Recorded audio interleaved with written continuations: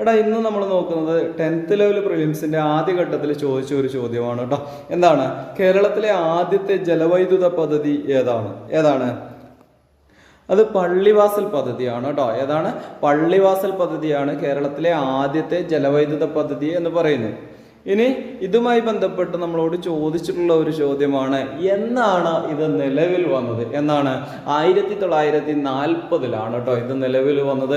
അതുപോലെ തന്നെ ഇത് ഏത് നദിയിലാണ് എന്നും ചോദിച്ചിട്ടുണ്ട്.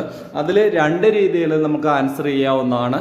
അതായത് ഒന്ന് നമുക്ക് പറയാം പെരിയാറിലാണ് എന്ന് പറയാം.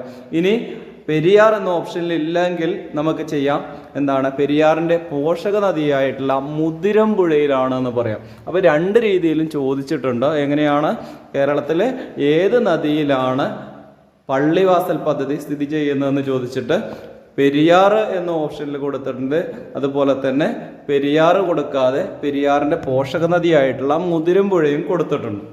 അപ്പോൾ രണ്ടും ഓർത്തു വയ്ക്കുക. എന്താണ്? പെരിയാറിൻ്റെ പോഷക നദിയായിട്ടുള്ള മുതിരമ്പുഴയിലാണ് ഇത് സ്ഥിതി ചെയ്യുന്നത്.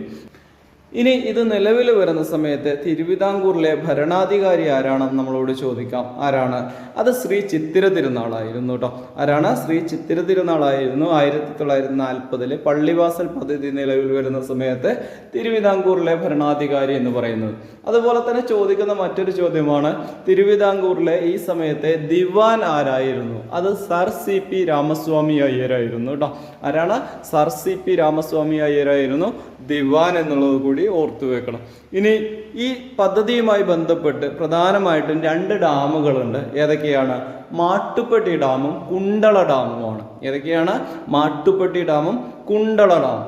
ഇനി ഈ മാട്ടുപ്പെട്ടി ഡാമുമായി ബന്ധപ്പെടുത്തി നമ്മളോട് ചോദിക്കുന്ന ഒരു ചോദ്യമുണ്ട്. എന്താണ്? കേരളത്തിലെ ആദ്യത്തെ കോൺക്രീറ്റ് അണക്കെട്ട് ഏതാണ്? കേരളത്തിലെ ആദ്യത്തെ കോൺക്രീറ്റ് അണക്കെട്ട് ഏതാണെന്ന് ചോദിച്ചാൽ അത് മാട്ടുപ്പെട്ടി ഡാമാണ് കേട്ടോ.